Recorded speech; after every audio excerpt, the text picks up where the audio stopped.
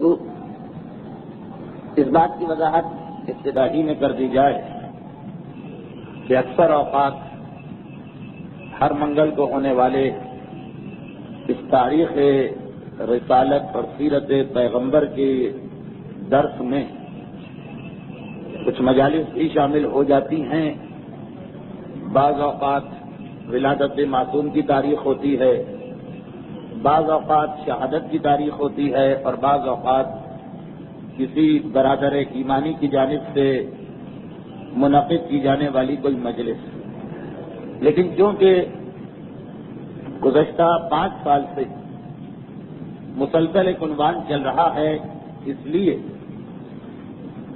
کسی بھی قسم کی گفتگو ہو، کیسا ہی موقع ہو، ہم اپنے موضوع پہ اور مسلسل موضوع پہ قائم رہتے ہیں۔ تو اس سے اندازہ کیا جائے کہ آج 71ویں تقریر ہے، 70 تقریریں اس سے پہلے ہو چکی تھیں۔ چنانچہ ہم سیرت رسول خدا کے ایک واقعے کو بیان کرتے ہوئے بالکل درمیان موضوع میں ہیں، اور بات ہو رہی تھی جنگ بدر کی۔ ولادت رسول سے لے کے جنگ بدر تک کے حالات گزشتہ 70 تقاریر میں آ چکے ہیں۔ جنگ بدر یا بدر کا میدان پروردگار عالم کے 2 وعدوں کے پورا ہونے کا مقام بھی ثابت ہوا۔ ایک وعدہ قرآن کریم کے 29ویں سورہ عنکبوت کی آخری آیت میں ہوا، اور دوسرا وعدہ سورہ عنکبوت کے فوراً بعد جو سورہ روم آ رہا اس کی ابتدائی آیتوں میں ہوا۔ یہ دونوں وعدے میدان بدر میں پورے ہو رہے ہیں۔ پہلا وعدہ تو یہ ہے کہ جو لوگ ہمارے راستے میں جہاد کرتے اور دین کی خاطر کوئی کوشش کرتے، وسائل کتنے ہی کم ہوں، ظاہری اعتبار سے کتنے ہی کمزور ہوں، دشمنوں کا کتنا ہی زیادہ غلبہ کیوں نہ ہو، لنہدینہم سبلنا، ان کو منزل مقصود تک پہنچانا یہ ہماری ذمہ داری ہے۔ چنانچہ بدر کی لڑائی میں جب ایک ایسا موقع آ گیا کہ بظاہر یہ محسوس ہونے لگا کہ مسلمانوں کے قدم کہیں اکھڑ نہ جائیں، تو عین اسی موقع پہ پروردگار نے اپنے وعدے کو پورا کیا اور 5000 ملائکہ کی ایک فوج کو بھیجا گیا۔ لیکن اس ملائکہ کے آنے کا طریقہ کار تاریخوں میں کچھ یہ لکھا ہے کہ جس وقت بدر کے میدان میں ابتدائی معرکہ ہوا، قریش مکہ سے 3 سردار نکل کے آئے۔ ان کے مقابلے میں پیغمبر اسلام نے اسلامی لشکر سے امیر المومنین جناب حمزہ ابو عبیدہ ابن حارث کو بھیجا، اور مولا کی تلوار سے تینوں کے تینوں یہ کافر واصل جہنم ہوئے۔ تو اس کے بعد ایک مرتبہ ابو جہل پکارا کہ آگے بڑھ کے ایک دم سے لشکر اسلامی پہ حملہ کر دو۔ پہلا مقابلہ انفرادی تھا، لیکن 3 بڑے بڑے سرداروں کے مارے جانے کے بعد کفار کے لشکر کی ہمت ٹوٹنے لگی، اور ابو جہل نے یہی دیکھا کہ اگر اسی طرح سے ایک آدمی سے مقابلہ رہے گا تو ہمیں شکست فاش ہو جائے گی۔ چنانچہ اپنے پورے لشکر کو مسلمانوں پہ ٹوٹ پڑنے کا حکم دیتا، لیکن اس کے باوجود مسلمان غالب آتے چلے گئے۔ تو عین یہی وقت تھا کہ جب شیطان بدر کے قریب جو قبیلہ رہتا تھا اس کے سردار کی شکل میں آیا اور اپنے ساتھ اپنا ایک بڑا لشکر لے کے آیا۔ ایک دم سے جو اتنا بڑا لشکر میدان بدر میں پہنچا تو اب مسلمان حوصلہ ہارنے لگے، پیغمبر اسلام کی خدمت میں آئے۔ عین اس وقت وحی نازل ہوئی، جس کے نتیجے میں جناب جبرائیل و میکائیل 5000 ملائکہ کے لشکر کو لے کے میدان بدر میں آ رہے۔ جیسے ہی شیطان نے جبرائیل کو آتا دیکھا، ایک مرتبہ وہ گھبرا کے بھاگا۔ تاریخوں میں لکھا کہ منبہ ابن حجاج جو کافروں میں سے ایک بڑا سردار تھا، اور جو یہ دیکھ رہا تھا کہ یہ شیطان، اب وہ شیطانی شکل میں نہیں، ایک سردار قبیلہ سراقہ کی شکل میں ہے، اس نے دیکھا کہ ہمارے ساتھیوں میں سے ایک نے علم کو اپنے ہاتھ سے پھینکا اور وہ میدان سے بھاگا۔ اب وہ یہ سمجھ رہا ہے کہ یہ ہمارا ساتھی، اس منبہ بیچارے کو کیا معلوم کہ یہ شیطان بھاگ رہا، تو وہ پیچھے گیا اور اس کو روکنے کی کوشش کرنے لگا اور کہا کہ تمہارے حوصلہ دلانے، تمہارے ہمت دلانے سے تو ہم لڑ رہے اور تم عین وقت سے ہمیں چھوڑ کے جا رہے۔ اس وقت شیطان نے جو جواب دیا وہ قرآن نے سورہ انفال میں نقل کر دیا کہ انی ارا ما لا ترون، میں وہ دیکھ رہا ہوں جو تمہاری آنکھوں سے نظر نہیں آ رہا، وانی اخاف اللہ، میں اپنے اللہ سے ڈرتا ہوں، ان اللہ شدید العقاب، اللہ جب بدلہ لیتا ہے تو اللہ کا عذاب اور اللہ کا عقاب بڑا سخت ہوتا.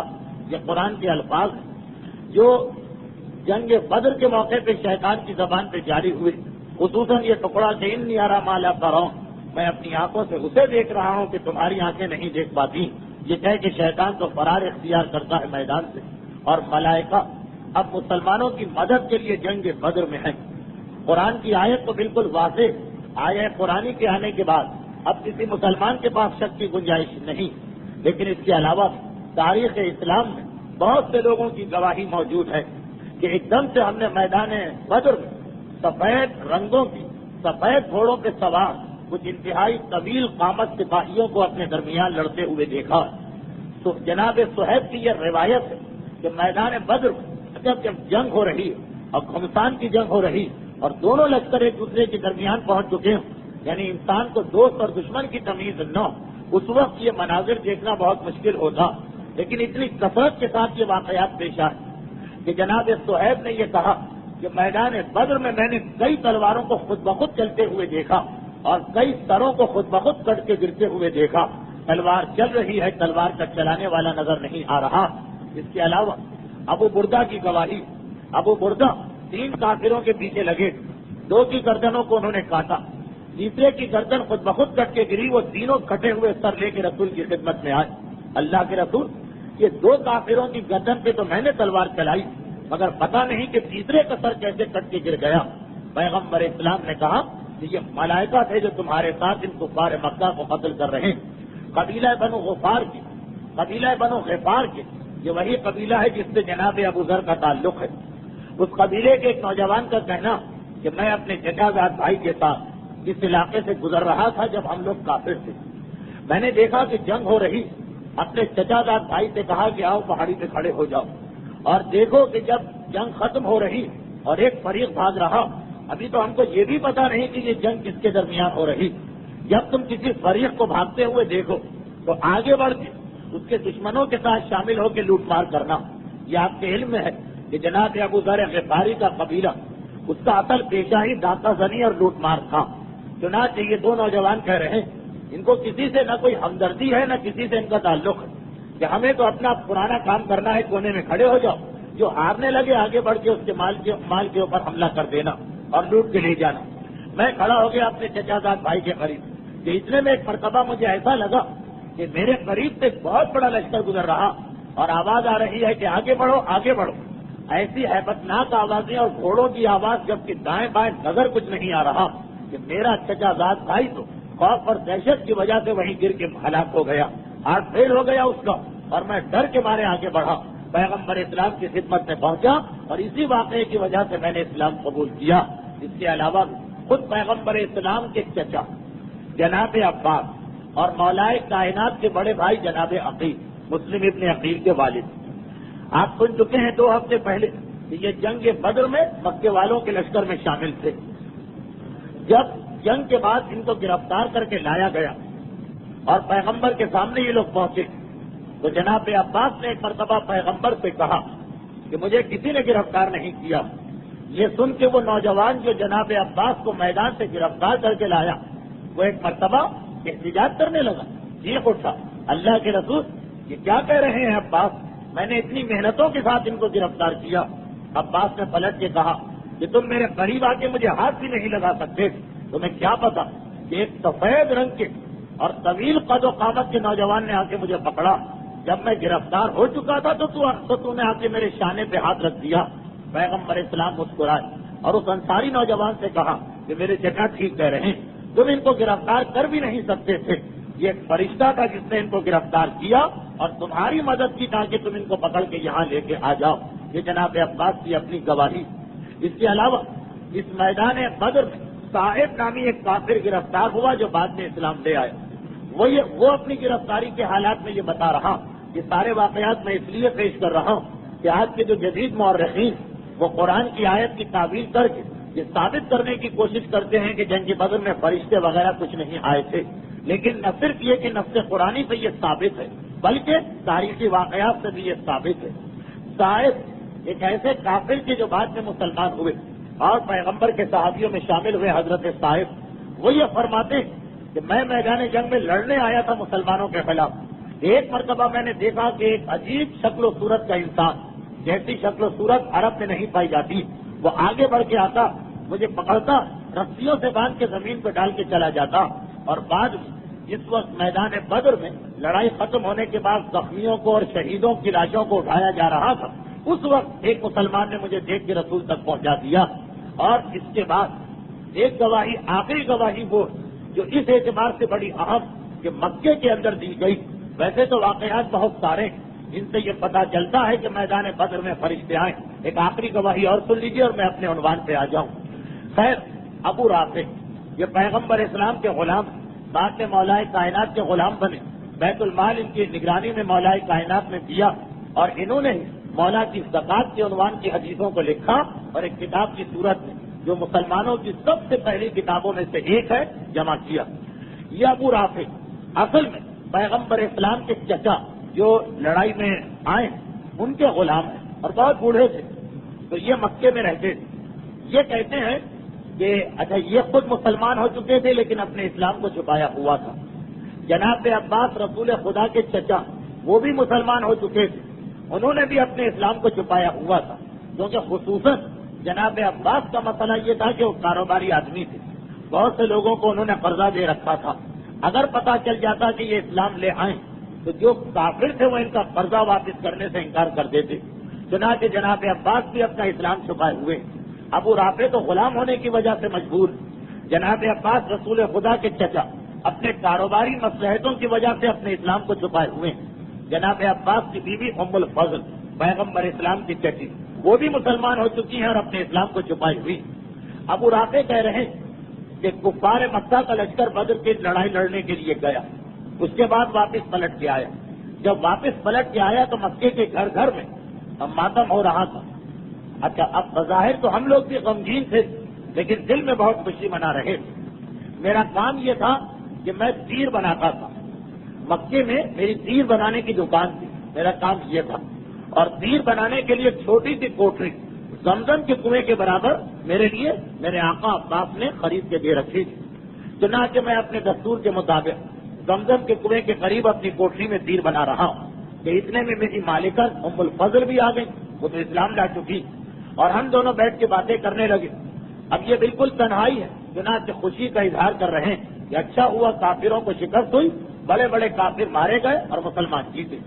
اتنے میں ابو لہب بھی جو پیغمبر اسلام کا ایک چچا ہوا، اس اعتبار سے جناب ام الفضل کا جیٹ یا دیور جو بھی رشتہ، بہرحال روایتوں کے مطابق جیٹ، کیونکہ ابو لہب عمر میں سب سے زیادہ تھا لیکن اس وقت بہت بوڑھا ہو چکا جب کہ یہ واقعہ، اور اس کے پاؤں کو بیماری کی وجہ سے اس کے پاؤں میں لنگڑا پن آ چکا. بڑھاپے اور لنگڑے پن کی وجہ سے آہستہ چلتے چلتے آ کے کوٹری کے قریب بیٹھ گیا. اچھا، یہ کوٹری زمزم کے کنویں سے ملی ہوئی، اس کا مطلب یہ کہ بالکل خانہ کعبہ کے سامنے، خانہ کعبہ اور زمزم کے کنویں کے درمیان فاصلہ ہی کچھ نہیں. یہ وہاں آ کے بیٹھ گئے. ابو لہب پرانا آدمی ہے، بزرگ آدمی ہے، سردار ہے بنی ہاشم کا، اس وقت جو بنی ہاشم مکے میں رہ گئے. چنانچہ اسے بیٹھا دیکھ اور کچھ دو دو چار چار کر کے لوگ جمع ہونے لگے. ایسا کوئی بوڑھا اور اپنے معاشرے میں قابل احترام آدمی آ جائے تو لوگ آنے ہی لگتے. اچھا، اب یہ بدر کی لڑائی کے بعد کا واقعہ، اس لیے اہم ترین موضوع بدر کی لڑائی، یہاں کفار جمع ہو وہاں کے قصے چھڑ جاتے. چنانچہ یہاں بھی بدر کی لڑائی کا قصہ شروع ہو گیا. ابو لہب نے کہا یارے کوئی جائے اور جا کر میرے بھتیجے کو بلا کے لائے. اب آپ کو معلوم ہے جناب عبد المطلب کے 10 بیٹے، ان 10 بیٹوں کی اپنی اولاد، بہت بڑا خاندان. بھتیجے سے اس کی مراد تھی جناب عبد المطلب کے جو سب سے بڑے بیٹے ہیں حارث جو سب سے بڑے بیٹے، یہ وہی بیٹے جو اپنے باپ کے ساتھ زمزم کا کنواں کھودنے میں شریک تھے. زمزم کا کنواں تو بند ہو گیا تھا، عبد المطلب نے کھودا، اور اس وقت ایک ہی بیٹا تھا. تو باپ اور بیٹے کو زمزم کا کنواں کھودنے میں اتنی زحمت ہوئی کہ عبد المطلب نے منت مانی تھی کہ پروردگارا اگر ایسا دن آ گیا کہ میرے 10 بیٹے اور جوان بیٹے ہو گئے تو میں ایک کو تیری راہ میں قربان کروں گا. لیکن سب سے بڑے وہی حارث جن کو ساتھ لے کے کنواں کھودنے گئے. ان جناب حارث کے 2 بیٹے، ایک مسلمانوں کے ساتھ ابو عبیدہ جنہوں نے بدر کی لڑائی میں پہلا مقابلہ کیا جناب حمزہ اور علی کے ساتھ مل کے، اور دوسرا بیٹا جناب حارث کا ابو سفیان. ابو سفیان نام سے آپ غلط فہمی میں مبتلا نہ ہو. دو ابو سفیان تاریخ میں مشہور، جن میں ایک پیغمبر اسلام کے چچازاد بھائی، سگے چچا کے بیٹے، بڑے چچا کے بیٹے. وہ ابو سفیان وہ مکے کے کافروں کی طرف سے مل کے گئے تھے، یعنی میدان بدر میں دو سگے بھائی ایک دوسرے کے مقابل آئے تھے. دونوں کے دادا عبد المطلب، دونوں کے والد حارث. ایک ابو عبیدہ مسلمانوں کی طرف سے جنہیں شرف ملا پہلی لڑائی لڑنے کا، اور ایک کافروں کی طرف سے. تو ابو لہب وہ جناب حارث کا چھوٹا بھائی، اس نے کہا ارے کوئی جائے اور جا کر میرے بھتیجے کو بلا کے لائے. وہ تو خود بدر کے میدان میں تھا، وہ صحیح اطلاع دے گا. چنانچہ ابو سفیان ابن حارث ابن عبد المطلب کا پوتا جو ابو سفیان ہے اس کو بلایا گیا کہ تمہارے چچا تم کو بلا رہے ہیں. وہ آیا اور آنے کے بعد کہا چچا کیا بات ہے؟ ابو لہب نے کہا کہ بیٹا تم تو خود بدر کے میدان میں تھے، بتاؤ تو صحیح ہوا کیا کہ اتنے بڑے بڑے ہمارے سردار مارے گئے. یعنی دوسرے الفاظ میں ابو لہب کا تو جتنا بھی ساتھیوں کا گروہ تھا وہ سب ختم ہو گیا. ابو جہل، امیہ ابن خلف، نوفل ابن قویل، جتنے بھی اس کے ساتھی، اس کے ہم عمر اور جتنے بھی اس جیسے سردار، ہوا کیا؟ ایسی کیا مصیبت آ گئی کہ اتنا بڑا لشکر اور اتنے بڑے سردار مارے گئے؟ عام سپاہی تو بہت سی جنگوں میں مرتے ہیں، اتنے بڑے بڑے سردار بہت کم ہیں، یہ کیسے مر گئے؟ ابو سفیان ابن حارث ابن عبد المطلب نے پہلے تو بدر کی لڑائی کی کیفیت بتائی، کس طرح جنگ شروع ہوئی یہ ہوا. اس کے بعد کہا کہ اگرچہ ہمارے اتنے بڑے بڑے سردار مرے اور اتنے سپاہی مرے، کہاں مسلمانوں میں 14 اور کہاں قریش میں 70، لیکن اس کے باوجود میں اپنے لشکر کو کوئی الزام نہیں دیتا ہوں. لوگ کیونکہ آخر کیوں تعداد میں بھی زیادہ، بڑے بڑے سردار بھی تمہارے ساتھ مارے بھی گئے، شکست کھا کے بھی آئے، پھر بھی الزام نہیں دیتا ہوں. وجہ کیا؟ تو اس نے کہا کہ چچا بات دراصل یہ کہ اگر خالی مسلمانوں سے مقابلہ ہوتا تو کوئی بات نہیں، لیکن پتہ نہیں مسلمانوں کی مدد کے لیے سفید یعنی گورے رنگ کے طویل قد والے لوگ کہاں سے نکل کے چلے آئے. ایک اتنا بڑا لشکر آ گیا کہ ان کا مقابلہ کرنا کسی کے لیے ممکن نہیں، کیونکہ یہ آنے والے نہ کسی تیر سے مرتے ہیں، نہ تلوار سے مرتے ہیں، نہ نیزے سے مرتے ہیں. جب ہمارے سپاہیوں نے دیکھا کہ ان سے تو ہم جنگ کر ہی نہیں سکتے، بھائی جو مرے ہی نہیں اس سے کیا لڑائی، اس لیے ہمارے سپاہی بھاگے. اچھا ابو رافع کہہ رہے ہیں کہ بے اختیار میری زبان سے نکل گئے، اگرچہ اب تک اپنے آپ کو چھپائے ہوئے، لیکن جب یہ بات سنی تو بے اختیار میری زبان سے نکل گئے کہ یہ تو آسمان کے فرشتے تھے جو اللہ نے مسلمانوں کی مدد کے لیے بھیجے.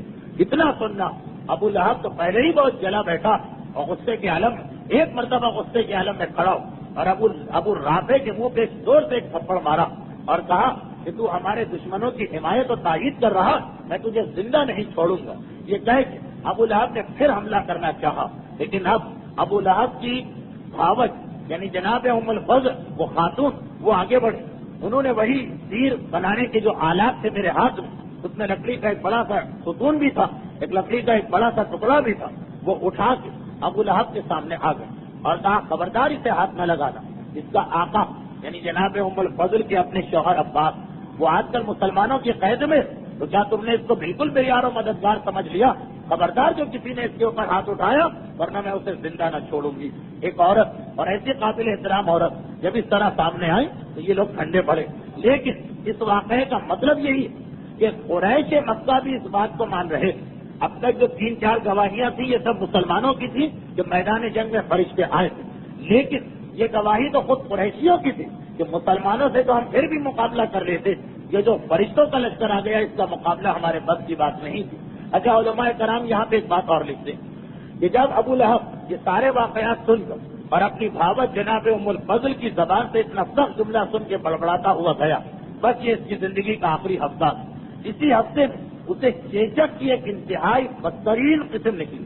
چیچک عرب میں، اور عرب کیا آج سے 100-200 سال پہلے ساری دنیا میں چیچک ایک انتہائی منحوس بیماری سمجھی جاتی ہے کہ 1400 سال پہلے کے زمانے جاہلیت میں تو چیچک انتہائی قابل نفرت بیماری تھی. لیکن ابو لہب کو جو چیچک ہوئی یہ چیچک کی قسموں میں بھی سب سے بدترین قسم مانی جاتی تھی. چنانچہ اس بدترین چیچک میں یہ مبتلا ہوا اور نتیجہ یہ نکلا کہ انتہائی تکلیف اور اذیت کے عالم میں تڑپ تڑپ کے یہ مرا. اور ایسی خطرناک ترین چیچک کہ اس کے اپنے گھر والے بھی اس کے قریب آنے کو تیار نہیں. چنانچہ آخری زمانہ اس کا بھوک اور پیاس میں گزرا، کوئی پانی دینے کو تیار نہیں، کوئی کھانا کھلانے کو تیار نہیں. وہ ابو لہب جو پیغمبر اسلام کا کتنا بدترین مخالف بن رہا، اور پھر جب مر گیا تو کسی میں اتنی ہمت نہیں کہ قریب آ کے اس کے لاشے کو اٹھائے، ہر ایک ڈر رہا کہ کہیں یہ بیماری ہم کو بھی نہ آ جائے۔ خیر جب مکے والوں نے بہت تانے دیے تو اس کے بیٹوں نے لکڑیوں کی مدد سے اپنے باپ کے لاشے کو اٹھایا، شہر کے باہر ایک جگہ لے جا کے پھینک دیا۔ اتنی ہمت بھی نہیں کہ اس کی قبر کھودے، لاشے کو تو چھپانا، چنانچہ اتنی کثرت کے ساتھ مٹی اور ڈھیلے اور پتھر اس کے لاشے پہ پھینکے کہ زمین کے اوپر ایک قسم کی قبر اس کی تیار ہو گئی۔ علامہ مجلسی علیہ رحمہ لکھ رہے ہیں کہ میرے زمانے تک وہ ٹیلا موجود تھا، جب کوئی عمرہ کرنے کے لیے مکے میں آتا تھا تو اس کے الٹے ہاتھ سے وہ ٹھیلا پڑتا تھا جس کے نیچے ابو لہب کا یہ لاشا موجود ہے۔ قریش مکہ میں سے دو ایسے سردار کہ جن کو قبر تک نہ مل سکی، زمین کے اوپر ان کے لاشے کو دبا دیا گیا مٹی کے اندر، ایک ابو لہب جو مکے میں، اور ایک امیہ ایک قطبہ سب سے پہلے جنگ بدر شروع کرنے والا، وہ میدان بدر میں۔ اب آئیے اس کا قصہ بھی سن لیں۔ یہ میں پہلے بتا چکا ہوں کہ عتبہ ہندا کا باپ ہے، ہندا کا باپ، یعنی اس اعتبار سے عتبہ کا سگا بھائی، عتبہ کا بیٹا اور عتبہ کا نواسا، کیونکہ ہندا کا ایک بیٹا، ابو سفیان کا ایک بیٹا، حاکم شام کا بڑا بھائی حنظلہ، وہ بھی میدان بدر میں مارا گیا۔ پورا خاندان اس کا ختم ہوا، لیکن اس کا اپنا حال تو بہت برا ہوا۔ اس کے حال کی تفصیل سننے سے پہلے میدان بدر کے اوپر ایک نگاہ اور ڈال لیجیے۔ یہ خیر مسلمانوں کی مدد کے لیے ملائکہ آئے، جس کی گواہی کافروں نے بھی دی میدان مکے میں واپس آ کر، اور مسلمان بھی گواہی دیتے پھر رہے کہ خود بخود تلواریں چل رہی، خود بخود گردنیں کٹ کے گر رہی۔ جس وقت وہ مرحلہ آیا کہ قریش مکہ کی ہمت ٹوٹ گئی اور وہ ایک مرتبہ میدان سے بھاگے، پیغمبر اسلام تک یہ اطلاع ملی، پیغمبر نے سجدہ شکر انجام دیا۔ علماء لکھتے ہیں کہ مدینے کی سرزمین پہ یہ پہلا سجدہ شکر تھا، مکے کی سرزمین کا پہلا سجدہ شکر شب ہجرت مولا کائنات نے انجام دیا، جو تاریخ اسلام کا بھی پہلا سجدہ شکر، اور مدینے کا پہلا سجدہ شکر بدر کی لڑائی جب پیغمبر کو یہ اطلاع دی گئی کہ سارے کافر بھاگ چکے ہیں، میدان خالی ہو گیا ہے، پیغمبر نے سجدہ شکر انجام دیا۔ لیکن اس سجدہ شکر سے پہلے دو یا تین معجزات پیغمبر اسلام کی ذات سے بھی ظاہر ہوئے۔ ایک تو اللہ کا معجزہ کہ فرشتے بھیجے گئے، اور صرف بدر والوں کے لیے نہیں، اعلان ہو گیا کہ قیامت تک جو دین اسلام کے لیے کوشش کرے گا اس کی مدد ہماری ذمہ داری، یہ خدا کا وعدہ۔ اگر اسی جذبے کے ساتھ ہم اللہ کے دین کی مدد کرنا شروع کریں جس جذبے کے ساتھ بدر والے میدان میں نکلے تھے، تو آج بھی ہمارے لیے فرشتے آ سکتے ہیں۔ اور ایران کا اسلامی انقلاب گواہ کہ کتنے ہی ایسے مقامات ہیں کہ ظاہری اعتبار سے انسان کی عقل حیران ہو جاتی کہ یہاں پہ تو کامیابی ناممکن ہے۔ وہ امریکہ کہ جس کے بارے میں آپ کو پتا کہ مریخ اور مشتری کے آگے آج کل اس کے سیارے اور اس کے راکٹ جا رہے ہیں، لیکن سبز کے میدان میں کس طرح اس کے ہیلی کاپٹر آپس میں ٹکرا کے واصل جہنم ہوئے، اور کتنی ہی ایسی چیزیں جو بتا رہی کہ اللہ کے ملائکہ صرف بدر والوں کے لیے نہیں بلکہ قیامت تک جو اتنی ہی پاک اور خالص نیت کے ساتھ دین کا کام کرنا شروع کرے، اللہ کے ملائکہ اس کے مددگار ہوتے ہیں، چاہے اجتماعی کام ہو چاہے انفرادی کام ہو۔ سود کی نوکری حرام، ایک مرتبہ ہمت کرنا ہے آپ کو، اور اس کے بعد دیکھیے کہ جس حلال کام میں ہاتھ ڈالیں گے خدا آپ کو کتنی برکت عطا کرتا۔ حجاب واجب، ایک مرتبہ ہمت کر کے کوئی عورت میدان میں نکل آئے، ساری مخالفتوں کے باوجود ایک مرحلہ آئے گا کہ اس کے اپنے خاندان والے خاموش ہوں گے اور وہ قابل احترام بنے گی۔ بس بدر جیسا جذبہ پیدا کرنے کی ضرورت ہے۔ خیر اس میدان بدر میں ملائکہ کے علاوہ بھی کچھ معجزات ہوئے۔ جناب عکاشہ پیغمبر اسلام کے ایک صحابی، ان کی تلوار میدان بدر میں لڑتے لڑتے ٹوٹ گئی۔ پیغمبر اسلام نے قریب سے درخت تھا، اس کی شاخ توڑ کے ان کے ہاتھ میں دی، وہ شاخ تلوار بن گئی، اور نہ صرف یہ کہ بدر میں کام آئی بلکہ بدر کی لڑائی سے لے کر یہ حضرت ابو بکر کے زمانے تک زندہ رہے، تمام لڑائیوں میں اسی تلوار کو انہوں نے استعمال کیا جو درخت سے توڑ کے ایک شاخ کو تلوار بنا کے پیغمبر اسلام نے دی تھی۔ جناب خبیب ایک ایسے صحابی ہیں میدان بدر کے کہ لڑائی کے دوران ایک ایسا تیر ان کی آنکھ میں لگا کہ ان کی آنکھ اپنے حلقے سے نکل کے آنکھ کا ڈھیلا لٹکنے لگا۔ پیغمبر اسلام نے یہ منظر دیکھا، آگے بڑھے، اپنے ہاتھوں سے آنکھ کے اس ڈھیلے کو دوبارہ آنکھ کے حلقے میں رکھا، اپنا ہاتھ پھیرا۔ نتیجہ یہ نکلا کہ بدر کی لڑائی کے بعد یہ کسی کو بتاتے بھی تھے کہ میری ایک آنکھ وہ ہے کہ جو باہر نکل کے دوبارہ دست رسالت سے اپنے حلقے میں گئی، تو غور سے دیکھنے کے باوجود بھی کوئی نہیں پہچان پاتا تھا کہ اس صحیح والی آنکھ کون سی ہے اور جسے پیغمبر نے ہاتھ لگایا ہے وہ آنکھ کون سی ہے۔ اسی طرح سے میدان بدر میں معاذ نامی ایک صحابی جن کے ہاتھ سے ابو جہل واصل جہنم ہوا، واقعہ بھی آپ سنیں گے. تو جس وقت انہوں نے ابو جہل پہ حملہ کیا تھا تو ابو جہل کا سگا بیٹا اکرمہ اپنے باپ کو بچانے کے لیے ان پر پیچھے سے وار کر رہا تھا. چنانچہ ان کا ایک ہاتھ کٹ گیا. ہاتھ کٹا تھا لیکن کھال نہیں کٹی، وہ ہڈی ٹوٹ گئی اور ہاتھ جدا ہو رہا تھا. پیغمبر اسلام نے دوبارہ ہاتھ کو ایک مرتبہ جمایا اور اپنا ہاتھ پھیرا. ان کا ہاتھ اتنا صحیح ہوا کہ حضرت عثمان کے زمانے تک تمام جنگوں میں انہوں نے بالکل صحیح اور سالم انسان کی حیثیت سے حصہ لیا. غرض یہ کہ پیغمبر کی ذات سے بھی بہت سے معجزے ہو رہے ہیں، جس کا نتیجہ یہ نکلتا کہ جب بدر کی لڑائی ختم ہوئی تو پتہ چلا کہ فقط قریش مکہ ہارے ہی نہیں بلکہ اپنے بڑے بڑے سرداروں کو بدر کے میدان میں واصل جہنم دیکھتے ہوئے یہاں سے بھاگ کے گئے. بدر کی لڑائی جو بڑے بڑے سردار مارے گئے ان میں سے 4 کا خصوصی تذکرہ، 3 کے تو حالات بھی ہیں، ایک کے بارے میں صرف پیغمبر کی دعا. ابو البختری. اچھا، بدر کی لڑائی میں نے 2 ہفتے پہلے یہ عرض کیا تھا کہ جو قریش کے 1000 آدمی آئے تھے، ان آنے والوں کی 3 قسمیں تھیں. ایک تو وہ تھے کہ جو بغض و عناد و دشمنی رسالت کے مجسمے تھے. ایک وہ تھے کہ جو پیغمبر اسلام کے خاندان سے تعلق رکھتے تھے، زبردستی ان کو میدان میں لایا گیا تھا، چنانچہ انہوں نے لڑائی میں کوئی حصہ نہیں لیا. اور ایک وہ تھے کہ جو لڑنے کے لیے آئے تھے لیکن ان کے مسلمانوں پر کچھ احسانات تھے، مکے میں شریف لوگ تھے جو اتنے سخت دشمن نہیں تھے. پیغمبر اسلام نے لڑائی کے شروع میں کہہ دیا کہ جو لوگ زبردستی لائے گئے ہیں اور جو لوگ کافروں میں شریف ہیں ان کو قتل نہ کرنا، حتی الامکان ان کو محفوظ رکھنا. انہی میں ایک نام ابو البختری کا. ابو البختری یا ابو البختری یہ وہ شخص ہے کہ جس نے جب دیمک نے معاہدے کو کاٹ لیا یا چاٹ لیا، وہ جو واقعہ ہے یا کھا لیا، اس سے پہلے 3 سال خاندان بنی ہاشم مکے کے باہر پہاڑیوں اور گھاٹیوں میں زحمتوں میں مبتلا رہا. اور کیا حالت اور کیفیت تھی یہ آپ مجالس میں سنتے ہیں. ہمارے سلسلہ تقریر میں بھی 2 سال پہلے اس کا تذکر آ چکا. خیر بہرحال تو جن آدمیوں نے آخر میں حصہ لیا تھا کہ یہ معاہدے کو ہمیں توڑ کے پھینک دینا، ایسا کون سا معاہدہ کہ ننھے بچے بھوک پر پیاس سے بلک رہیں اور ان کی بھی مدد نہ کی جائے. تو ان میں ابو البختری کا نام سب سے آگے. یہ آگے تھا کہ نہیں، یہ غلط معاہدہ، ہمیں اسے رد کرنا ہے اور نظر انداز کرنا. چنانچہ جب یہ میدان میں لڑنے کے لیے آیا تو پیغمبر نے اعلان کیا کہ ابو البختری کو کوئی آدمی قتل نہ کرے، زیادہ سے زیادہ یہ ہے کہ اسے زندہ گرفتار کر کے میرے پاس لے آؤ. لڑائی شروع ہو گئی. مجزر ابن زیاد انصاری ایک صحابی. اب اتفاق یہ کہ دوران جنگ ان کا سامنا ابو البختری سے ہو گیا. انہوں نے ابو البختری کو دیکھا تو کہا کہ ہے ابو البختری، پیغمبر اسلام نے تیرا نام لے کے ہمیں منع کیا ہے کہ تجھے کوئی قتل نہ کرے، تو میں تجھے قتل نہیں کرنا چاہتا ہوں، تو یہاں سے واپس چلا جا، تیری جان بخشی کا حکم پیغمبر نے دیا. ابو البختری نے کہا لیکن جنادہ، اس کے بارے میں کیا حکم؟ جنادہ اس کا سگا بھانجا مکے سے اس کے ساتھ آیا ہے، اور جیسا میں کئی دفعہ عرض کر چکا ہوں کہ عرب میں اونٹ کے اوپر 1 آدمی نہیں بیٹھتا، 2 آدمی بیٹھتے ہیں تاکہ وہ جو توازن یا بیلنس ہے وہ خراب نہ ہونے پائے. لڑائی میں بھی 2 آدمی اونٹ کے اوپر ہوتے ہیں. تو یہ اپنے سگے بھانجے کو، جس کا نام جنادہ، اس کی بہن کا بیٹا، اسے مکے سے اپنے ساتھ اونٹ پہ بٹھا کے لایا تھا.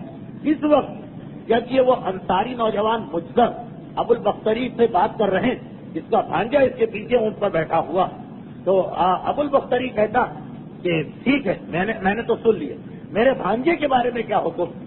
تو مجزر نے کہا کہ پیغمبر نے صرف تیرے بارے میں کہا، تیرے بھانجے کے بارے میں تو نہیں کہا، تو چلا جا، بھانجے کا مسئلہ میدان جنگ میں دیکھ لیا جائے گا. ابو البختری نے منع کیا، کہا کہ نہیں، میں یہ برداشت نہیں کر سکتا کہ اس حالت میں واپس جاؤں کہ عرب کی عورتیں مجھے تانا دیں کہ میں اپنی جان بچانے کے لیے اپنے ساتھی کو مصیبت میں پھنسا آیا. اسے بھی جانے دو تو ٹھیک، ورنہ میں نہیں جاؤں گا. مجزر نے جب اس کا اصرار دیکھا تو مجبوراً آگے بڑھے اور ایک مرتبہ اس سے مقابلہ کیا. ان کی تلوار سے ابو البختری مارا گیا. بعد جنگ پیغمبر اسلام کی خدمت میں آئے.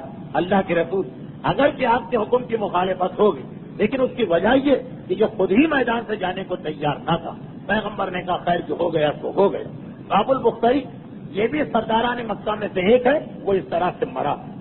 سرداران مکہ میں دوسرا ہے امیہ ابن خلف. یہ کون شخص ہے؟ یہ وہ شخص ہے جو جناب بلال حبشی پہ ظلم کرتا. بلال کے مظالم تو آپ نے سنے کہ جلتی ریتی پر لٹا کے سینے پر پتھر رکھ کے توڑا جاتا، گلے میں رسی باندھ کے بچوں کے ہاتھ میں دی جاتی ہے اور سیکا جاتا. جانور کی پچھلی ٹانگوں میں بلال کو باندھ کے جانور کو دوڑایا جاتا، لیکن احد احد اللہ ایک کے علاوہ بلال کی زبان سے اور کچھ نہیں نکلتا. تو بلال کا آقا امیہ ابن خلف تھا، اور جب تک بلال آزاد نہیں ہوئے ان پر سارے مظالم امیہ ابن خلف نے ڈھائے تھے. امیہ ابن خلف اس میدان میں اپنے بیٹے کے ساتھ آیا. اس کے دو بیٹے، ایک مکے میں ہے جس کا نام صفوان، اور ایک جنگ بدر میں ہے جس کا نام علی. علی اس کا بیٹا ہے، علی ابن امیہ، اور خود یہ امیہ ابن خلف. اچھا، لشکر اسلامی میں ایک صحابی ہے عبد الرحمن ابن عوف. یہ وہی صحابی کہ جنہیں حضرت عمر نے وقت آخر 6 آدمیوں کی جو کمیٹی بنائی، آخر میں یہ اس کے سربراہ مقرر ہوئے. عبد الرحمن ابن عوف یہ ایک مکے کے باشندے ہیں.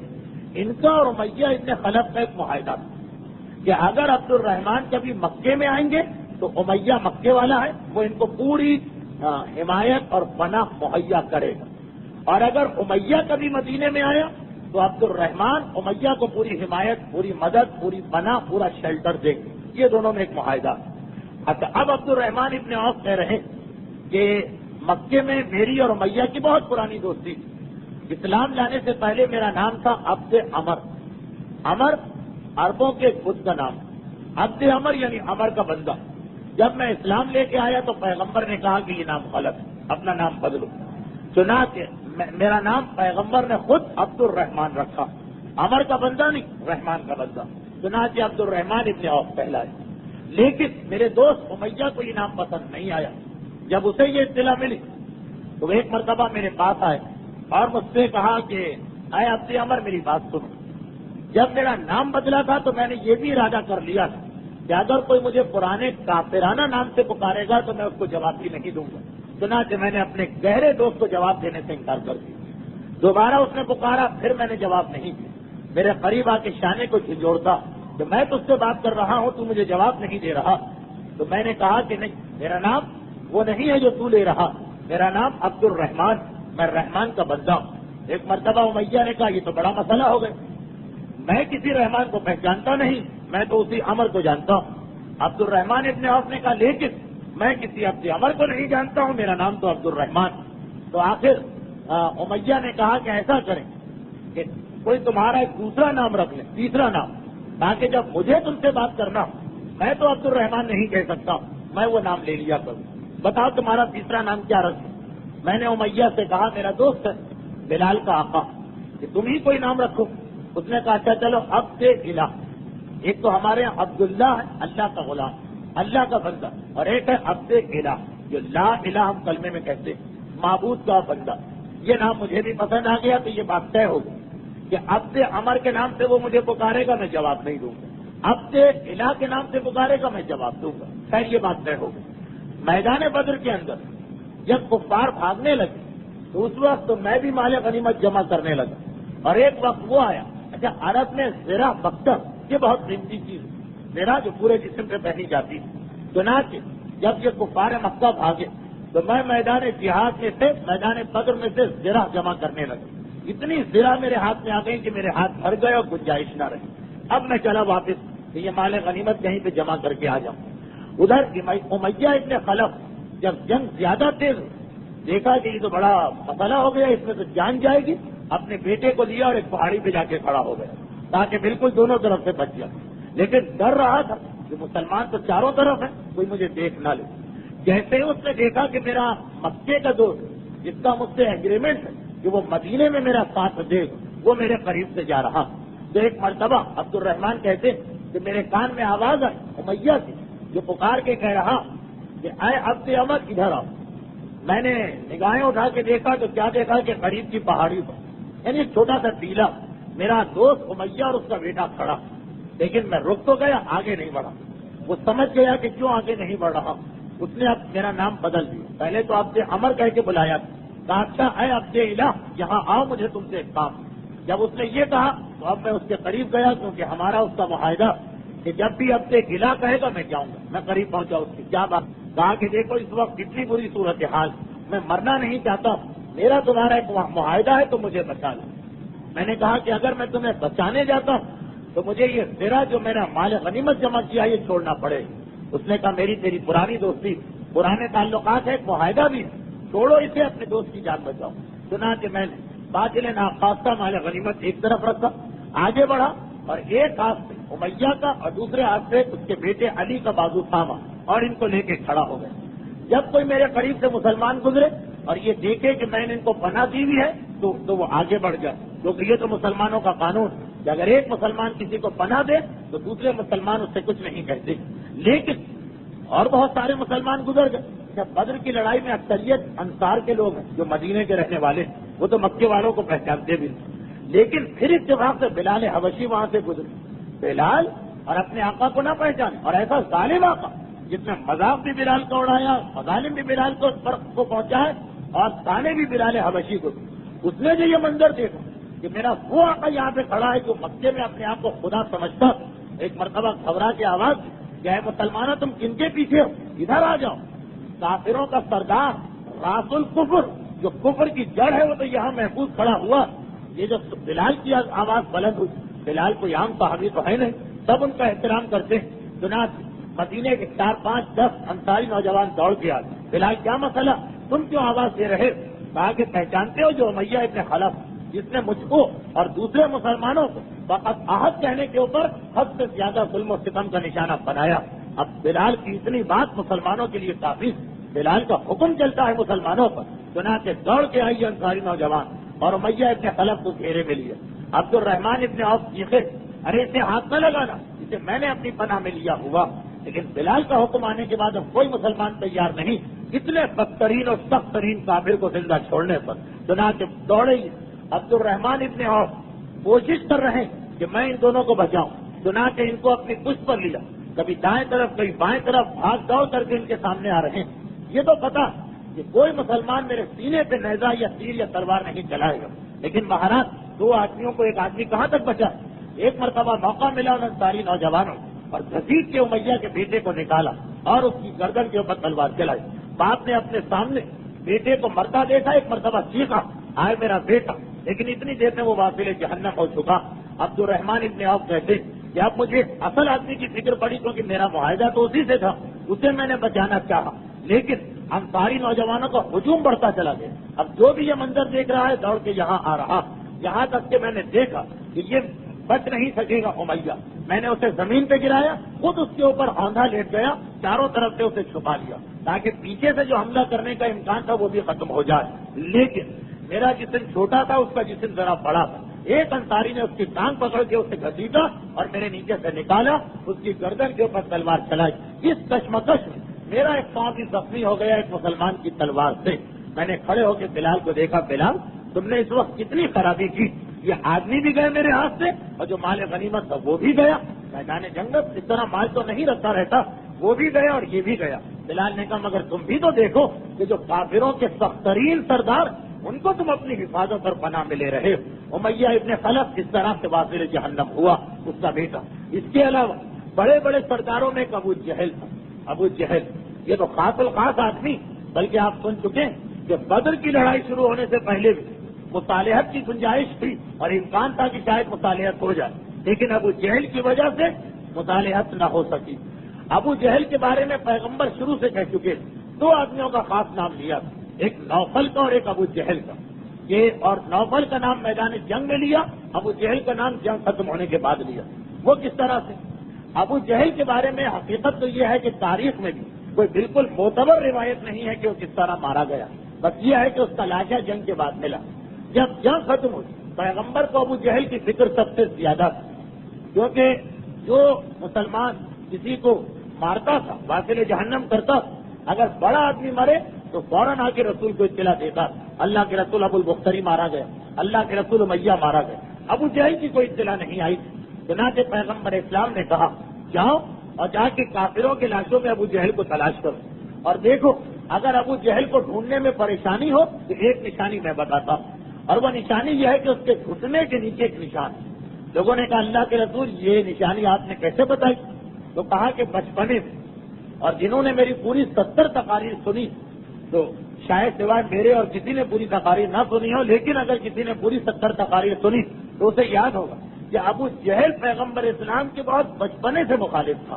یہ اسلام کے بعد کا مسئلہ نہیں، بہت بچپنے سے دشمنی چلی آ رہی، خصوصاً جو رسول خدا کی جناب خدیجہ سے شادی ہوئی، اس شادی کی تقریب اسلام سے 15 سال پہلے کی بات ہے، اس نے کتنی بدتمیزی کی اور کیسے جناب حمزہ نے اسے گردن پکڑ کے وہاں سے باہر نکالا تھا، یہ بہت پرانا دشمن۔ تو پیغمبر نے کہا کہ بچپنے میں ایک مرتبہ جب پیغمبر کی عمر بھی 6-7 سال کی ہوگی، یہ میرے راستے میں آ کے کھڑا ہو گیا اور بلا وجہ اس طرح پاس شریر بچوں کی عادت ہوتی، بلا وجہ پریشان کرنے لگا۔ سنا کہ میں نے ایک مرتبہ اسے دھکا دیا، وہ اس طرح سے گرا کہ اس کے گھٹنے پہ زخم پیدا ہو گیا اور وہاں سے لے کر اب تک یہ زخم ٹھیک نہیں ہوا۔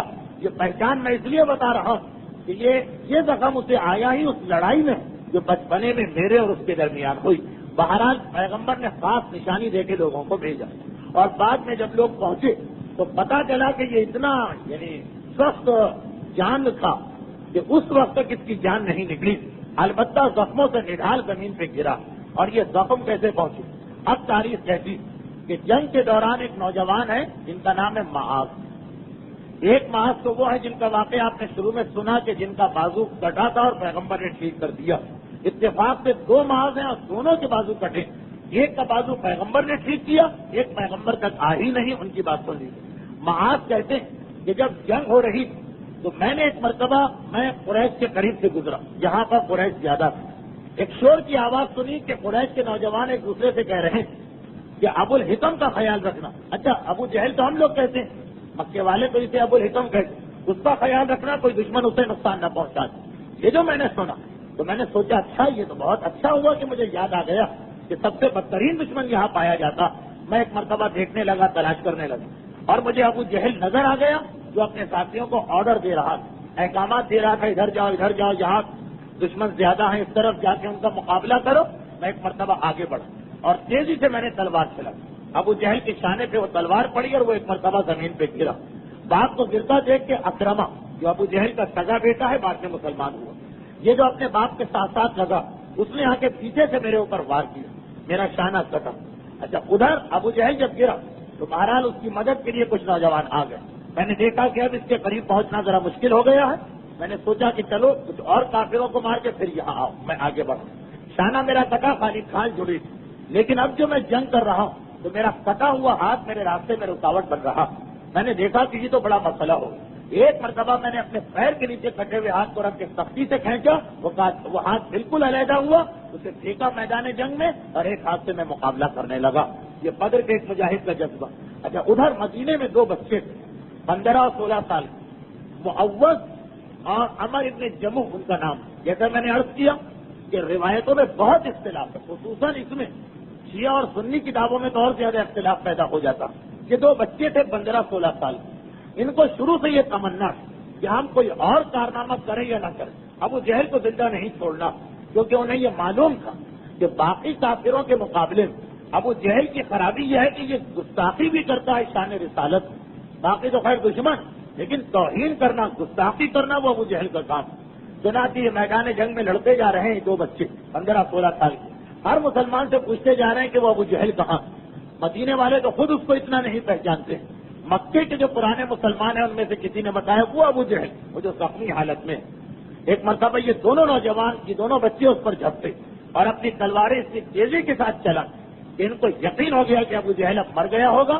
یہ 8-10-15 وار کھانے کے بعد تو کوئی زندہ نہیں بچ سکتا، کیونکہ زمین پہ گر پڑا ہے، آنکھیں بند ہو چکی ہیں، آخری سانسیں جاری ہیں، چنانچہ اس کو چھوڑ کے واپس آ گئے۔ اب اس کے بعد تاریخ کہتی اتنا سخت جان کے اس کے باوجود ابھی تک نہیں مرا۔ جب جنگ ختم ہوئی تو پیغمبر نے کہا کہ جاؤ اور ابو جہل کو تلاش کرو، اور نشانی بتا دی کہ یہ نشانی۔ سارے مسلمان میدان میں پھیل گئے۔ عبداللہ ابن مسعود یہ ایک بہت بڑے مسلمان صحابی ہیں، لیکن یہ مکے میں غلام تھے اور ان کا کام یہ تھا کہ یہ اپنے آقا کے جانوروں کو چرایا کرتے تھے۔ اتفاق سے ان کو یہ ابو جہل کے قریب پہنچے، سب مسلمان ڈھونڈ رہے ہیں، کسی ایک کو تو ملنا۔ عبداللہ ابن مسعود کو ابو جہل کا لاشا ملا، لیکن نہیں، جب قریب پہنچے تو پتا چلا لاشا نہیں، ابھی کچھ سانس آ رہی، تھوڑی تھوڑی جان ابھی باقی۔ بنا کہ یہ اس کے قریب گئے، اس کے سینے پہ چڑھے اور اس کے سر کو کاٹنا چاہا۔ ایک مرتبہ ابو جہل نے آنکھیں کھولی، لیکن دیکھیے تو صحیح کہ ابھی بھی کتنا تکبر اور غرور بھرا ہوا۔ ایک مرتبہ کہتا ہے ارے چرواہے ذرا دیکھ کے چڑھ، تو کہاں پہ چڑھ رہا؟ اور اس کے بعد ایک جملہ اس نے کہا کہ کاش بنی ہاشم کا کوئی شخص مجھے قتل کرتا یا کم سے کم کوئی قریشی نوجوان مجھے قتل کرتا، کوئی غیر قبیلے والے کے ہاتھ سے مارا جاؤ، اس سے بڑی میری توہین کوئی نہیں۔ ذرا دیکھیے تکبر کیا، دماغ ان کا اس مقام پہ پہنچا ہوا، مر رہا، لیکن حالت یہ کہ اگر مرنا ہی ہے، کیونکہ بنی ہاشم تو سب سے زیادہ عزت والا قبیلہ، اس کے بعد دوسرے نمبر پر قریش آتے ہیں، تو کاش یا بنی ہاشم کے ہاتھ سے مارا جاتا یا قریشی کے ہاتھ۔ معلوم ہے اور قریشیوں کو معلوم کہ گردن جتنی زیادہ نیچے سے کاٹی جائے اتنا سر خوشنما دکھائی دے گا کٹنے کے بعد بھی، اور جتنا اوپر سے کاٹا جائے گا اتنا ہی چہرہ بدصورت نظر آئے گا۔ یہ ایک نقطہ چنانچہ جو مجسمے بنائے جاتے ہیں، اگر گردن بالکل نہ ہو تو بدنما ہو جائے گا چہرہ خود بخود، شباہت آنے لگے گی بعض اوقات جانوروں بندر جیسوں، اور گردن اگر ہے تو وہ انسانی چہرہ نظر آئے گا۔ اگر تو ہی میرے سر کو کاٹ رہا تو جتنا نیچے سے ہو سکے اتنا کاٹ، تاکہ مرنے کے بعد بھی لوگ دیکھیں تو پوچھیں کہ کس کا چہرہ نظر آ رہا۔ عبداللہ ابن مسعود نے کہا کہ جتنا اوپر سے ہو سکے گا میں وہیں سے تجھے کاٹوں گا، تاکہ دشمن خدا اور دشمن رسول کا چہرہ بھی ایسا کہ دیکھنے والے نفرت اور کراہیت سے آنکھیں پھیر لے۔ چنانچہ عبداللہ ابن مسعود نے اس سر کو کاٹا، پیغمبر اسلام کی خدمت میں لا کے پیش کیا۔ پیغمبر نے اس کٹے ہوئے سر کو دیکھا اور ایک جملہ کہا، ھذا فرعون الامہ، ایک موسیٰ کی امت کا فرعون تھا، میری امت کا فرعون یہ، اس کے بعد کا نہیں بلکہ یہ فرعون سے بھی بدتر، اس لیے کہ جب فرعون کا موت کا وقت آ گیا اس وقت اس نے کہا آمنا برب موسیٰ و ہارون، میں موسیٰ اور ہارون کے پروردگار کو مان رہا ہوں، لیکن یہ تو اتنا بدترین ہے کہ وقت موت بھی آ گیا اور اس کے بعد بھی اس کے نخرے اور اس کی حالت یہ کہ ایمان پھر بھی نہیں لایا، تو یہ میری امت کا فرعون بلکہ فرعون سے بدتر ہے۔ وہ فرعون آخری وقت میں ایمان لے آیا، اس نے آخری وقت میں بھی ایمان کو قبول نہیں کیا۔ یہ ابو جہل تھا کہ جس کا انجام ہمارے سامنے آیا۔ اور اس کے بعد روایت یہ کہ پھر پیغمبر اسلام نے ایک مرتبہ کہا کسی کے پاس نوفل کی بھی خبر ہے یا نہیں۔ نوفل پیغمبر اسلام کے سخت ترین دشمنوں میں سے ایک، جنگ جمل میں طلحہ اور زبیر کا نام آتا ہے، زبیر کے سگے چچا ہیں نوفل۔ جب لڑائی شروع ہونے والی تھی اس وقت پیغمبر نے ہاتھ اٹھا کے کہا تھا پروردگارا آج اس میدان سے نوفل زندہ واپس نہ جانے پائے، اور ادھر جنگ ختم ہوئی تو پیغمبر نے پوچھا نوفل کی کوئی خبر ہے یا نہیں، اور نوفل وہ جو میدان جنگ میں لڑتے لڑتے علی کے سامنے آیا اور علی کی تلوار سے جہنم واصل ہوا۔ مولا نے کہا اللہ کے رسول نوفل کو تو میں نے مارا، پیغمبر نے بآواز بلند تکبیر کہی تھی اور کہا پروردگارا تیرا شکر ہے کہ تو نے میری دعا کو قبول کیا۔ یہ چار بڑے بڑے دشمن ابو البختری، امیہ، ابو جہل اور نوفل، جن میں سے آخری دو کے بارے میں پیغمبر بھی اپنے صحابیوں سے کہہ رہے ہیں کہ جا کے ان کو تلاش کرو، یہ بدر کی لڑائی میں مارے گئے۔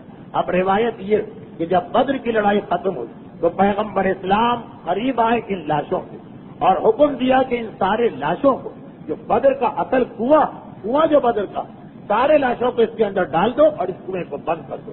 چنانچہ ایک ایک کر کے عام روایتوں کے مطابق 70 کافر مارے گئے، 69 لاشیں اس کنویں کے اندر پھینکے گئے اور یہ کنواں بند کر دیا گیا۔ اور علامہ مجلسی کی روایت کہ 70 میں 80 کافر واصل جہنم ہوئے تو 79 لاشیں اس میں گرائے گئے اور اس کے بعد اس کو بند کیا گیا۔ یہ جملہ میں نے اس لیے کہا کہ اب اگرچہ بدر کی زیارت سے بہت کم لوگ جاتے ہیں کیونکہ مدینے اور مکے کے درمیان سعودی حکومت نے نئی سڑک بنا دی، لیکن پھر بھی بعض لوگ جن کو معلوم ہے وہ ٹیکسی ڈرائیور کو خصوصی اجرت دے کے پرانے راستے سے جاتے ہیں اور بدر کے مقام کی زیارت کرتے ہیں، تو وہاں پہ جو کنواں جس کے اوپر سعودی حکومت نے ایک نشانی بنائی ہے اور 14 شہداء کے نام بھی اس کے قریب لکھے ہیں، وہاں تک جاتے ہیں، لیکن یہ پتہ نہیں ہوتا کہ اس کنویں کی کیا تاریخی اہمیت۔ اس میں 69 یا 79 کفار مکہ کے لاشیں موجود ہیں۔ آخری جو لاشا وہ ہے عتبہ کا جو سب سے پہلے لڑنے آیا، ہندا کا باپ، ابو سفیان کا خسر، حاکم شام کا نانا۔ اس کے بارے میں روایت یہ کہ وہ پہلے بھی میں نے بیان کیا کہ اس کا جسم بہت بھاری تھا، جب مولا کائنات کی تلوار سے واصل جہنم ہوا تو زرہ پہنے ہوئے تھا، اس کا جسم زرہ میں اتنا پھول گیا کہ اب زرہ نہیں اتر پا رہی۔ مسلمانوں نے کوشش کی کہ زبردستی زرہ کو اتارا جائے تو اس کا جسم ٹکڑے ٹکڑے ہونے لگا۔ پیغمبر نے کہا نہیں، لاشے کی بے احترامی نہ کرو، لاشے کی توہین نہ کرو، کافر کا لاشا صحیح، بدترین انسان کا لاشا صحیح، توہین و بے احترامی نہ کرو۔ لوگوں نے کہا اللہ کے رسول پھر یہ زرہ کیسے اتارے؟ کہا کہ اچھا یہیں پہ اس کو رکھو، اوپر سے لا کے مٹی ڈال دو، اوپر سے اس کی قبر بنا دو، یہ اسی حالت میں رہے۔ تو ایک ابو لہب اپنے بیٹوں کے ہاتھ سے اس طرح اور ایک یہ عتبہ و شیبہ و ولید جو پہلے 3 کافر ہیں ان میں سے عتبہ، وہ اس طریقے سے بدر کے قریب ایک ٹیلے کے نیچے چھپا ہوا، اور باقی 69 کافر کنویں میں گئے.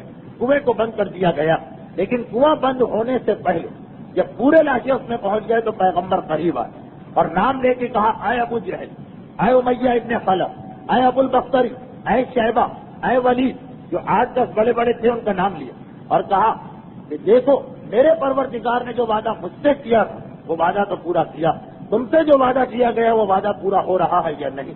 اور اس کے بعد کہا، اے گروہ قریش، تم نے اپنے ہمسائے کے ساتھ کتنا بدترین سلوک کیا، کتنا بدترین سلوک کیا. تم نے مجھے جھوٹا کہا، غیروں نے مجھے سچا کہا. تم نے مجھے وطن سے نکالا، غیروں نے مجھے پناہ دی. تم نے مجھ سے جنگ کی، غیروں نے آ کے میری حمایت کی اور میری مدد کی. تم کتنے بدترین ہمسائے تھے. میرے پروردگار کا وعدہ پورا ہو رہا تم خود دیکھ رہے ہوگے. جیسے ہی یہ تاریخی خطبہ، یہ 3 یا 4 جملے کہہ کے پیغمبر پلٹے. کسی نے سوال کیا، اللہ کے رسول، کیا یہ مردے بھی آواز سنتے ہیں؟ کیا یہ مردے بھی ہماری آواز سنتے ہیں؟ پیغمبر نے کہا کہ ہاں، یاد رکھو تم ان مردوں سے زیادہ نہیں سن سکتے ہو، تمہاری طاقت ان مردوں سے زیادہ نہیں ہے، بس یہ جواب نہیں دے سکتے. ایک طرف پیغمبر کفار مکہ کے بارے میں کہیں کہ مر گئے تو کیا ہوا، آوازیں سن سکتے ہیں. دوسری طرف مسلمانوں میں ایسے مکتب فکر پیدا ہو گئے جو کہتے ہیں کہ اولیاء خدا، ائمہ، اصحاب، خود پیغمبر اسلام، ان سے دعا مانگنا، ان کا وسیلہ طلب کرنا، ان کے روضے پہ جا کے حاجت طلب کرنا بیکار، اس لیے کہ وہ تو مر گئے، نہ ہماری آواز سنتے ہیں، نہ جواب دیتے ہیں، نہ مدد کر سکتے. اب اللہ کا رسول تو کہہ رہا کہ ابو جہل اور ابو البختری جیسے بدترین دشمنان خدا مرنے کے بعد وہ بھی آواز سن سکتے ہیں. یہ عجیب مسلمان جو اپنے رسول کے بارے میں یہ عقیدہ بنا کے بیٹھا کہ پیغمبر بھی مرنے کے بعد اب آواز نہیں سن سکتے. نہیں، پیغمبر کے جملے نے بتایا کہ مردوں کو ایسا نہ سمجھو جیسا تم سمجھ رہے کہ مر گئے تو بالکل ختم. اب اسی لیے روایتوں میں آیا، کیونکہ اظہار ثواب کی بھی ایک مجلس ہے سوئم کی، اس لیے 2 جملے عرض کر دوں. اسی لیے روایتوں میں آیا کہ اپنے مرنے والوں کو قبر میں دفن کرنے کے بعد بلانا نہیں، فراموش نہ کرنا. تیسرے دن ہی روحیں آتی ہیں اپنے رشتے داروں کے یہاں یہ دیکھنے کے لیے کہ جس نے میرے لیے کیا نیک عمل بھیجا، جس نے میرے لیے کوئی خدمت کی، کون ہے کہ جس نے میرے مرنے کے بعد اور قبر میں دفن کرنے کے بعد مجھے یاد کیا. اسی لیے بار بار کہا گیا تم جو بھی اپنے مرنے والوں کے لیے نیک کام کرتے ہو اس کا ثواب ان کو پہنچتا. بار بار کہا گیا کہ تم میں سے جو بھی اپنے مرنے والوں کو بھول جاتا اس کی اطلاع ان کو پہنچتی رہتی. مرنے کے بعد انسان بالکل ختم نہیں ہوتا، بلکہ وہ ہماری آواز بھی سنتا، ہماری حالت بھی دیکھتا، ہمارے دکھ درد میں بھی بعض اوقات شریک ہوتا. چنانچہ روایت کہ اگر کسی آدمی کی دعا قبول نہیں ہو رہی تو اپنی ماں یا باپ میں سے کسی کی قبر پہ جا کے دعا مانگے، وہ دیکھے گا کہ پروردگار کتنے جلدی اس کی دعا کو قبول کر رہا.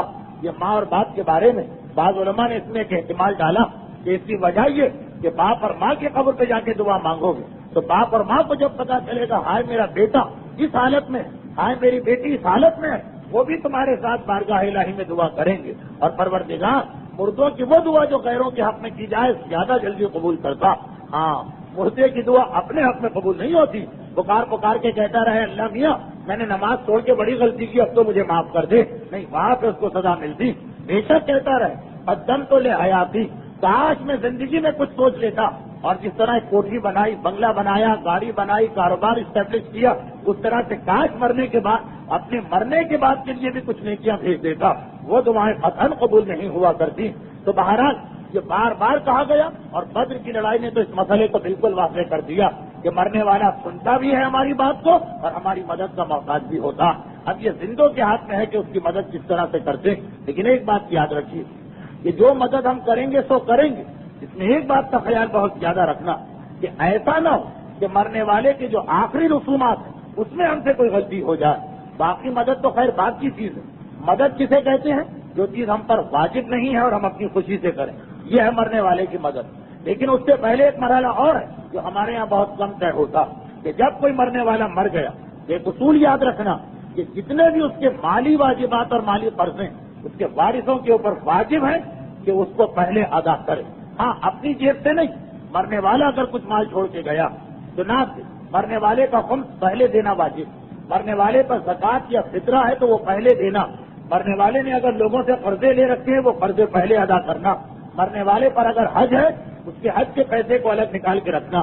یہاں پہ ایک مسئلہ جو میں اکثر بتاتا ہوں لیکن ایصال ثواب کی مجالس میں زیادہ اس کی ضرورت ہے.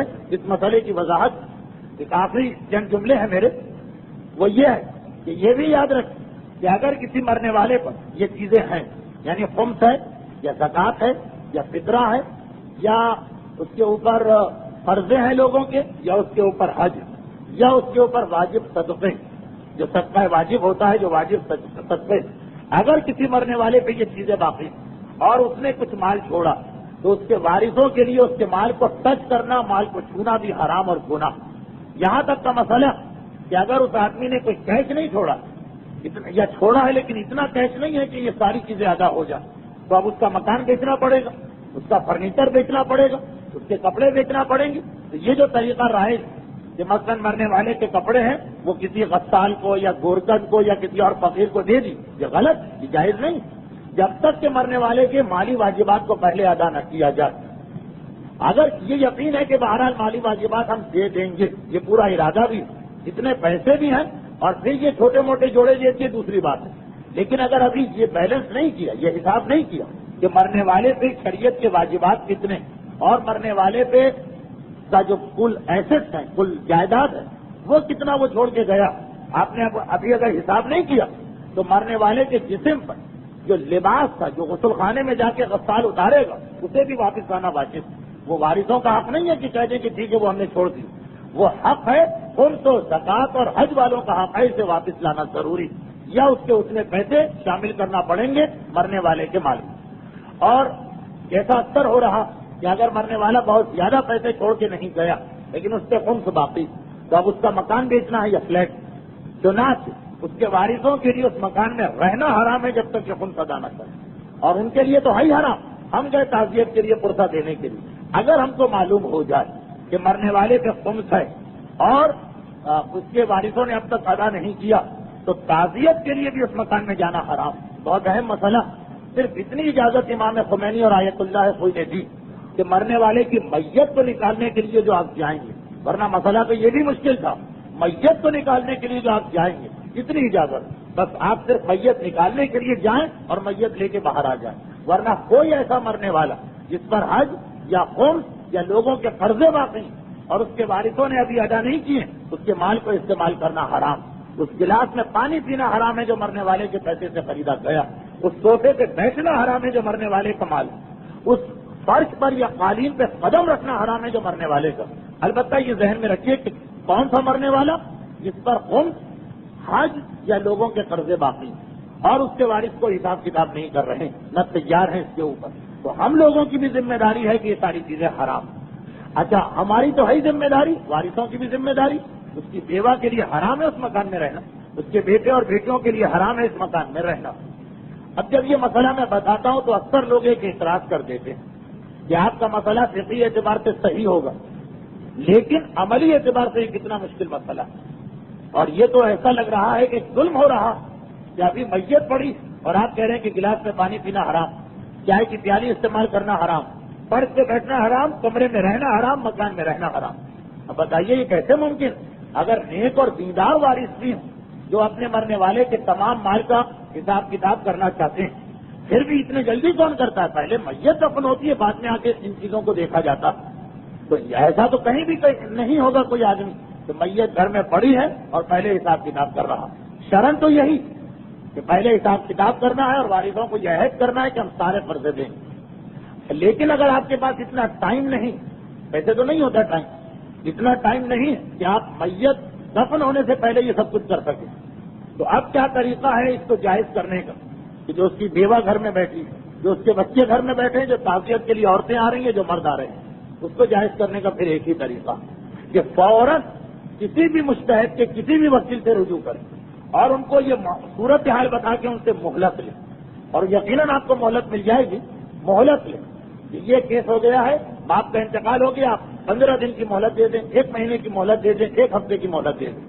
اگر مجتہد کا وکیل آپ کو مہلت دے دیتا پھر آپ کے لیے جتنا ٹائم اس نے دیا، جتنے دن اس نے دیے، اتنے دن تک بغیر حساب کتاب کے آپ اس گھر میں رہ سکتے ہیں، وہ برتن استعمال کر سکتے ہیں. خود اس کے وارثوں کو بھی اجازت مل جائے گی اور تعزیت اور پرسے کے لیے آنے والوں کو بھی اجازت. یہ پہلا کام. کہ لوگ کہتے ہیں کہ یہ تو بہرحال آپ نے بڑی عجیب بات بتا دی، اتنا وقت کس کے پاس اس وقت لیکن نہیں، اب یہ اس سے زیادہ سہولت اسلام نہیں دے گا۔ اگر آپ اس سے بھی زیادہ سہولت مانیں تو اس کا مطلب یہ کہ آپ شریعت کو کوئی اہمیت ہی نہیں دیتے۔ بھائی ایک مرنے والے کا انتقال ہو گیا، 25 جگہ موٹر سائیکل دوڑا دی جاتی ہے، یا چچا کو بتاؤ، ماموں کو بتاؤ، پھوپھا کو بتاؤ، اور ان کو بتاؤ، اور ان کو بتاؤ، اور ان کو بتاؤ، مسجد میں اعلان اور غسل خانے میں اعلان اور جماعت کے آفس میں اعلان، جہاں 25 موٹر سائیکلیں دنیا کی نہیں جا سکتی، 36ویں موٹر سائیکل دین کے لیے بھی جانا چاہیے کہ تم میں سے ایک جا کے حاکم شرع کے وکیل سے اجازت لو۔ ٹیلی فون اٹھا کے 200 کالیں ہو سکتی ہیں پورے کراچی کے اندر، بلکہ لندن اور امریکہ سے، اور 2 میل یا 1 میل کے فاصلے پر رہنے والے وکیل مستحق کو ٹیلی فون کال کرنے کے لیے بھی انسان تیار نہیں۔ اس کا مطلب یہ ہوا کہ بہرحال پھر وہ شریعت کو اہمیت نہیں دی جا رہی۔ تو یہ یاد رکھ، جتنا اہم غسل خانے میں اطلاع دینا ہے کہ میت آ رہی، اتنا ہی اہم مستحق کے وکیل کو یہ اطلاع دینا۔ تو یہ 2 مرحلے خصوصاً وارثوں کے لیے مسئلہ بڑا سخت ہے، کیونکہ تعزیت پہ آنے والے تو اکثر ایسے ہوتے ہیں کہ جن کو کیا پتا کہ مرنے والے پہ کوئی چیز واجب ہے یا نہیں۔ وہ بھی اصول یاد رکھیے، جس مسلمان کے بارے میں آپ کو معلوم نہ ہو کہ اس پر خمس ہے یا نہیں، حج ہے یا نہیں ہے، قرض ہے یا نہیں، ہمیشہ اس کو آپ اچھا سمجھیں کہ نہیں اس کے اوپر کچھ نہیں ہوگا۔ لیکن جو وارث ہیں، ان میں سے اکثر کو معلوم ہوتا، ان کو تو فوری طور پہ یہ مسئلہ حل کرانا۔ اور قرضوں کے اندر ایک آخری بات میں اور عرض کر دوں، قرضوں میں بیوی کا مہر بھی شامل ہے۔ چنانچہ اگر مرنے والا مرا تو جیسے ہی اس کے سارے حساب کتاب ہوں گے، اس میں اس کی بیوی کو اس کا مہر بھی دینا۔ بیوی خود معاف کر دے، مجھے نہیں چاہیے، وہ دوسری بات اور اچھی بات، لیکن اگر وہ معاف نہ کرے یا اس سے کچھ پوچھا ہی نہ جائے، باقی ساروں کے قرضے طے کر کے پھر وارثوں نے جائیداد تقسیم کر لی، سب گناہگار، سب گناہگار۔ اس لیے کہ بیوی یعنی وارثوں کی ماں سمجھ لی، اس کا جو مہر ہے، مہر قرضہ، بہت لاپرواہی سے ہمارے یہاں مہر کو لیا جاتا۔ معاف کر دیا جائے وہ دوسری بات ہے، لیکن اگر ساری زندگی مہر کے عنوان پہ کوئی بات نہ ہو تو خاموشی کو معافی نہیں سمجھا جائے گا۔ خاموشی کا مطلب ہے کہ قرضہ باقی ہے مرنے والے کی گردن پر، اور اگر اس کی بیوی اصرار کرے کہ مجھے پہلے مہر چاہیے، دفن سے بھی پہلے، تو شرعاً نہ وہ گناہگار ہے، نہ اس کے اس اصرار کو رد کرنے کا حق کسی کو حاصل۔ یہ تو میں بطور مثال کہہ رہا ہوں، نہ کوئی ایسی بیوی ہوگی، نہ کبھی ایسا اصرار ہوگا، لیکن مہر کی اہمیت کی بات ہو رہی۔ تو بہرحال یہ ساری چیزیں تو ضمن آ گئیں کہ مرنے والے کے وارث فقط یہ نہ سمجھے کہ باپ کو غسل دینا، نماز جنازہ پڑھوا لینا اور دفن کر کے ہماری ذمہ داری ختم، عیدے کے دن یا سوئم کے دن جا کے مٹھائی والے کو تبرک کا آرڈر دینا ہے اور امام باڑے کو بک کرانا ہے، ختم بات نہیں۔ ان سب سے بڑا مسئلہ کہ جس مکان میں ہم رہ رہے ہیں ہمارا رہنا جائز ہے یا جائز نہیں، جس بستر پہ ہم سو رہے ہیں ہمارا سونا جائز ہے یا جائز نہیں، سب سے پہلے یہ چیز دیکھنا ہے، جس کا مسئلہ آپ نے سن لیا۔ تو یہ مرنے والے کے وہ اہم ترین واجبات ہیں جن کو ادا کرنا۔ لیکن جیسا کہ میں نے کہا کہ اتنا خیال اسلام رکھتا کہ ٹھیک ہے وقت اتنا نازک ہے کہ تم سے یہ نہیں کہا جا رہا سارا حساب ابھی کرو، لیکن کم از کم جا کے مہلت لے لو، اور مہلت لینے کے بعد ہاں جو زیادہ معاشرے کے اعتبار سے اہم چیزیں غسل ہے، کفن ہے، دفن ہے، قبر ہے، اس کو انجام دو۔ معاشرے کے اعتبار سے تو یہ چیزیں زیادہ اہم، اتنی اسلام نے چھوٹ دی۔ بہرحال کتنا ہمارا مخالف ہو، ہمارا دشمن ہو، ہمارے خلاف کتنا ہی بدتر شخص کیوں نہ ہو مرنے والا، بہرحال اس کے غسل، میت، کفن، دفن میں لوگ شریک ہو ہی جاتے ہیں اور اس کے احترام کا خیال رکھتے ہیں۔ لیکن پیغمبر اسلام کی بیٹی اور تمام کائنات کی عورتوں کی سردار یہ مصیبت کا سامنا بھی کرنا تھا کہ اس کے مرنے کے بعد قبر کے اوپر بھی مظالم کے سلسلے کو جاری رکھا گیا۔ تاریخ کہتی، ابھی آپ نے پچھلے منگل اور بدھ کو شہادت فاطمہ کی مجلسیں سنی، لیکن اس کے بعد کی ایک مجلس بھی سن لیجیے کہ جب میرا مولا قبر سیدہ کو تیار کر کے گھر میں واپس آ گیا اور اگلے دن ان لوگوں کو یہ اطلاع ملی کہ جنہوں نے یہ سمجھا کہ اس سے تو عام معاشرے کے سامنے ہماری توہین و بے حرمتی ہوگی، ایک مرتبہ اعلان کر دیا گیا کہ قبر فاطمہ ہم اس کو کھولیں گے، رسول کی بیٹی کی میت کو نکالیں گے، دوبارہ شایان شان طریقے سے نماز جنازہ ہوگی اور شایان شان طریقے سے دفن کیا جائے گا۔ ایک مرتبہ یہ اعلان ہو رہا، مولا جو بہت عرصے سے صبر کر رہا، دروازہ جلا اور علی نے صبر کیا، اس کی بیوی کی کمر پہ کوڑا پڑا اور علی نے صبر کیا، میرے مولا کے فرزند شہید ہوئے اور علی نے صبر کیا، فاطمہ کو ماتم سے روکا گیا، علی نے صبر کیا، جس درخت کے نیچے فاطمہ ماتم کرتی ہیں اس درخت کو کاٹ کے پھینک دیا گیا اور علی نے صبر کیا۔ لیکن اب جو یہ پیغام میرے مولا کے کان میں پہنچا، ایک مرتبہ علی بھی برداشت نہ کر سکا۔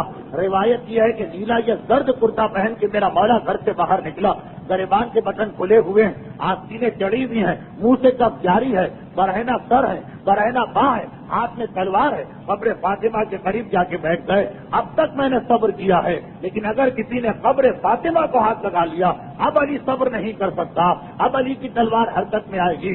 لوگوں کو یاد آ گئی حدیث رسول، خبردار اس وقت کوئی علی کے قریب نہ جائے جب علی کے لباس کے بٹن کھلے ہو، آستینیں چڑھی ہو، منہ سے کف جاری ہو۔ لوگ ایک مرتبہ گھبرا کے پیچھے ہٹے۔